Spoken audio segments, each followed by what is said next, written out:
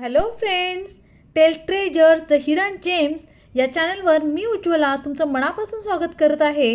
UPSCवाला love collector साहेबा या पुस्तकाचं आपण वाचन करत आहोत. आत्तापर्यंत आपण 7 भाग वाचून झालेले आहेत आणि त्यामध्ये खरंच खूपच महत्त्वाची माहिती सांगितलेली होती. तसंच इथून पुढीलही भागात महत्त्वाची माहिती सांगितलेली आहेच. त्यामुळे व्हिडिओ शेवटपर्यंत पहा आणि चॅनलला अजूनही सबस्क्राईब केलं नसेल तर सबस्क्राईब करा, नोटिफिकेशन बेलसुद्धा दाबा. त्यामुळे मी अपलोड केलेले सर्व व्हिडिओ सर्वात आधी तुम्हाला दिसणार आहेत. UPSCवाला लव कलेक्टर साहेबा या पुस्तकातील 8व्या भागाचं नाव आहे इंटरव्यू. तर आता आपण लगेचच तो भाग वाचायला सुरुवात करूया. मैं कुछ दिनों से ऑब्जर्व कर रहा था कि जब तक मैं लाइब्रेरी में पढ़ता था तब तक वह पढ़ती. मैं व्हाट्सएप और टेलीग्राम में DP चेंज करता तो उसी दिन वह भी DP चेंज कर देती. हाँ, वह अक्सर अपनी DP नहीं लगाती थी. मैं पिछले कुछ दिनों से यह भी गौर कर रहा था कि सजना संवरना उसे अब अच्छा लगने लगा था. वह देर रात तक पढ़ने की आदी थी और मैं इसके ठीक विपरीत जल्दी सोने का. अब उन्होंने भी अपनी आदत जल्दी सोने की बना ली थी. मुझे ऐसा प्रतीत हुआ कि वह मुझे चाहने लगी थी. मैं तो पहले ही जी जान से उन्हें चाहता था. जनवरी के पहले सप्ताह में दिल्ली विश्व पुस्तक मेले के कारण दिल्ली का माहौल किताबी हो चुका था और किताब पढ़ने के शौकीन होने के कारण मैं, एंजल, सुमित और लव गुरु एक दिन रविवार को सज धज कर प्रगति मैदान पहुंच गए. वैसे सज धजने का तो क्या ही कहा जाए. यदि कुछ अपवादों को छोड़ दिया जाए तो एक UPSC अभ्यर्थी सजने संवरने में ज़्यादा वक्त नहीं लगाता. लोगों का हुजूम उमड़ा हुआ था. पाठक ज़्यादा थे या लेखक या फिर प्रकाशक, पता करना थोड़ा मुश्किल हो रहा था. लोकार्पण के लिए किताबों को रंगीन कागज़ की पन्नियों में आहिस्ते से लपेटकर खूब सज धजे भव्य प्लेटफॉर्म पर ले जा रहा था, जहां अच्छे से किताब की मुंह दिखाई की रस्म अदा की जा रही थी. मंच पर शोभा बढ़ा रहे थे वक्ता और लेखक, जो पुस्तक और नए नवेले लेखक की शान में कसीदे पढ़ रहे थे. जो वक्ता अपनी बारी के इंतज़ार में थे वे वक्ताओं को ध्यान से सुनने की बजाय चाय कॉफ़ी पर ज़्यादा ध्यान दे रहे थे. पुस्तक मेला सचमुच में केवल पुस्तकों का नहीं, लेखकों का भी मेला होता है. मैंने एक चीज़ यह भी नोटिस की कि पुस्तक मेले में किताबों की स्टॉलों से भी ज़्यादा भीड़ पिज़्ज़ा बर्गर वाले स्टोर पर थी. जो युवा किताबें महंगी होने के चक्कर में उन्हें नहीं खरीद पाए, वे फास्ट फूड खरीदकर धड़ल्ले से उधरस्त कर रहे थे. बुक स्टॉल वाले अपने काम में व्यस्त थे. वे जो पुस्तकें लोकार्पित हो गई थी उनका लोकार्पण कर रहे थे. मैंने दिल्ली दरबार उपन्यास खरीदा और एंजल के साथ प्रगति मैदान के बुक स्टॉल पर घूमने लगा. हम प्रभात पब्लिकेशन, पेंगुइन, हिंद युग्म जैसे प्रकाशनों के बुक स्टॉल पर जाकर किताबों के कुछ पन्ने पलटते और फिर चल देते. बुक स्टॉल वाले भी सोच रहे थे, यह लोग बुक खरीदने आए हैं या केवल बुक के पन्ने पलटने. मैं, एंजल, सुमित, लव गुरु इसी तरह प्रगति मैदान के पुस्तक मेले में घूम रहे थे. एक बंगाली तांत्रिक बाबा सड़क के किनारे बैठे हुए थे. उनके पास एक छोटा सा टेप रिकॉर्डर था जो कह रहा था, शादी में रुकावट, पति पत्नी में अनबन, मनचाहा प्यार, इन सब समस्याओं के साथ करियर में रुकावट, कारोबार में घाटा, गड़ा धन, हर समस्या का समाधान सिर्फ 2 घंटे में. मैं UPSC प्री में पिछले 2 साल से लटक रहा हूँ बाबा जी, कोई धांसू समाधान बताइए, लव गुरु ने कहा. इनके पास समाधान होता तो UPSC टॉपर नहीं बन जाते. यहाँ 101 की दरख्वास्त नहीं करते. तांत्रिक बाबा बीच में ही बोले, अगर काम न हुआ तो फीस वापस. बाबा जी, IAS की परीक्षा 2-3 महीने के बाद में है, अब सॉल्यूशन कैसे हो जाएगा, मैंने थोड़ा मज़ा के अंदाज में कहा. इन तांत्रिक बाबाओं के पास में हर समस्या का समाधान होता तो केंद्र सरकार इन तांत्रिक बाबाओं को आर्थिक सलाहकार बनाकर अर्थव्यवस्था की हर समस्या का समाधान नहीं कर लेती. GST और नोटबंदी से देश की इकोनॉमी को जो दुर्गति हुई है उसका इलाज ये 2 घंटे में बता देते. सरकार इनके पाँव पकड़ती और कहती कि किसी भी तरह से हमारी अर्थव्यवस्था को आर्थिक मंदी से निकाल लीजिए।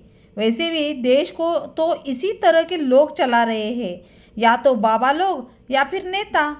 लव गुरु ने मैंगो शेक पीते हुए कहा। इस तरह हमने ज़्यादा किताबें तो नहीं खरीदी, लेकिन पुस्तक मेले में जाकर मज़ा बहुत आया। शाम के 6 बजने के बाद हम मेट्रो से जीटीबी नगर आ गए। यूपीएससी ने डिटेल्ड एप्लीकेशन फॉर्म यानी डीएएफ निकाला।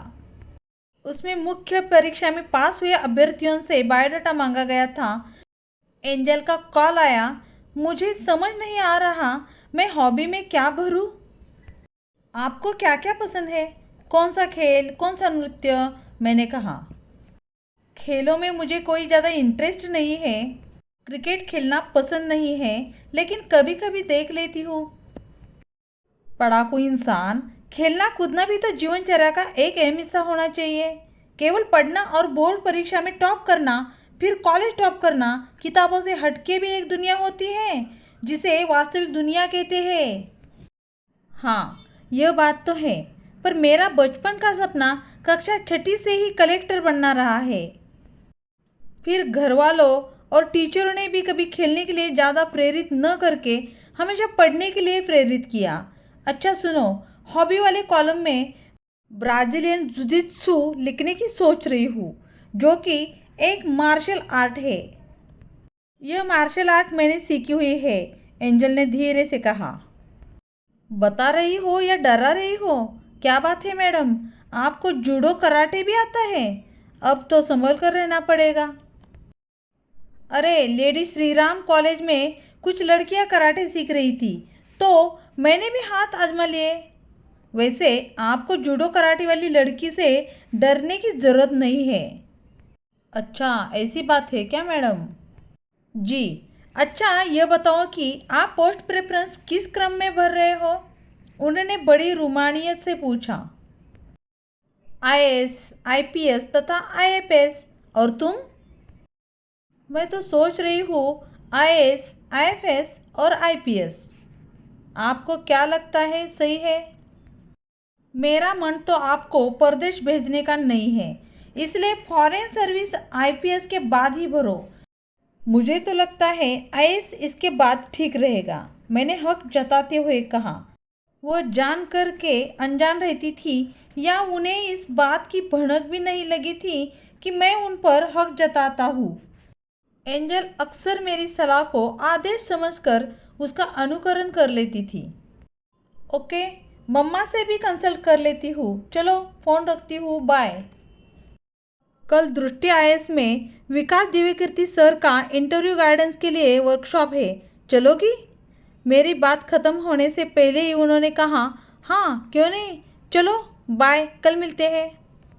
दृष्टि आईएएस कोचिंग संस्थान का दिल्ली की कोचिंग इंडस्ट्री में अपना भौकाल है।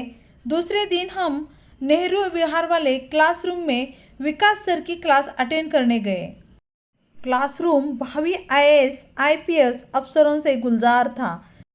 उनके चेहरे से साफ झलक रहा था कि विकास सर अपनी क्लास में ऐसे गोल्डन रूल बता देंगे कि इंटरव्यू में 200 मार्क तो आ ही जाएंगे। बच्चों की तादाद लगभग 70-80 रही होगी। मेरे साथ एंजल की एंट्री ने कई लड़कों के दिल पर बिजलियां गिरा दी। जब हम विकास सर की क्लास ले रहे थे, उस समय भी कुछ अभ्यर्थी अपने जीवन साथी की तलाश में जुटे थे। सर ने बताया कि यूपीएससी बोर्ड में होने वाला इंटरव्यू तैयारी से ज़्यादा किस्मत का खेल है। दिव्यकीर्ति सर ने बहुत सारे इंटरव्यू के टिप्स भी दिए। हम क्लास लेकर वापस अपने गंतव्य स्थल की ओर चल दिए। सोमवार का दिन था। हम उम्मीद कर रहे थे कि यूपीएससी की इंटरव्यू की डेट आ जाएगी। हुआ भी ऐसा ही। मेरे इंटरव्यू की तारीख आई 5 मार्च और एंजल की इंटरव्यू की तारीख 13 मार्च। हमें तैयारी का पर्याप्त समय मिल गया। एक दिन हम बोझा सर के वहाँ क्लास लेने के लिए चले गए। बोझा सर ने एंजल से एक सवाल किया कि एक लड़का एक लड़की को पब्लिक प्लेस पर प्रपोज करता है तो यह आईपीसी किस धारा के तहत अपराध में आएगा? नहीं सर, आईपीसी किसी भी धारा में प्रपोज करने को अपराध की श्रेणी में नहीं रखा गया है। अगर लड़की प्रपोज करने पर थप्पड़ जड़ दे तो यह अपराध होगा? सर ने क्रॉस क्वेश्चन किया। हाँ सर, एंजल ने शर्माते हुए कहा। सर ने मजाकिया अंदाज में कहा, लड़कों, अब आप इस खूबसूरत बला को क्लास खत्म होने के बाद प्रपोज कर सकते हैं। क्लास के सभी बच्चे ठहाके लगाकर हंसने लगे। गांव तथा छोटे शहर का कोई लड़का न केवल बड़े से बड़ा सपना देख सकता है बल्कि उसे साकार भी कर सकता है। हाँ, मेट्रो शहर में पले बड़े बच्चे की तुलना में उन्हें संघर्ष थोड़ा ज़्यादा करना पड़ सकता है। कठिनाइयाँ उनके सपने को कठिन बनाने की कोशिश कर सकती है। समय सपने को सच बनाने में थोड़ा ज़्यादा लग सकता है, लेकिन किसी बंदे में गजब का उत्साह हो तथा सपनों में हौसला हो तो हौसले की उड़ान से मंजिल को पाया जा सकता है। अगर आपको कुछ लोग यह कहें कि यह काम तुम नहीं कर सकते तो उन्हें तुरंत जवाब न दे, लेकिन मेहनत इतनी कड़ी करना शुरू कर दे कि बड़े बड़े दिग्गजों की आप पर की गई भविष्यवाणी गलत सिद्ध हो जाए। लोग यह कहे कि आप आईएएस नहीं बन सकते तो उनके सामने आपका संक्षिप्त उत्तर होगा, बन के दिखाना। बोजा सर ने मोटिवेशनल स्पीच देते हुए कहा।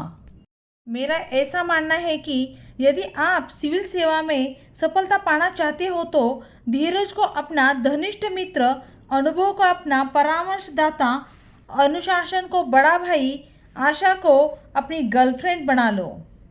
एक बात और, पढ़ाई और चिंतन मनन को अभिभावक बना लो ताकि सफलता पाने में ज़्यादा सहूलियत हो सके। अच्छी आदतों के देवता बन जाइए। हर रोज़ गुणवत्तायुक्त 8 से 10 घंटा पढ़ाई कीजिए ही कीजिए और बाकी सब ऊपर वाले के जिम्मे छोड़ दीजिए। उस दिन बोजा सर का लेक्चर इंटरव्यू क्लास कम और मोटिवेशनल सेशन ज़्यादा लग रहा था। हमने 3 घंटे तक जो त्यों करके बोजा सर का बोझ झेला। फिर जब क्लास खत्म हो गई तो हम सभी बच्चों ने राहत की सांस ली।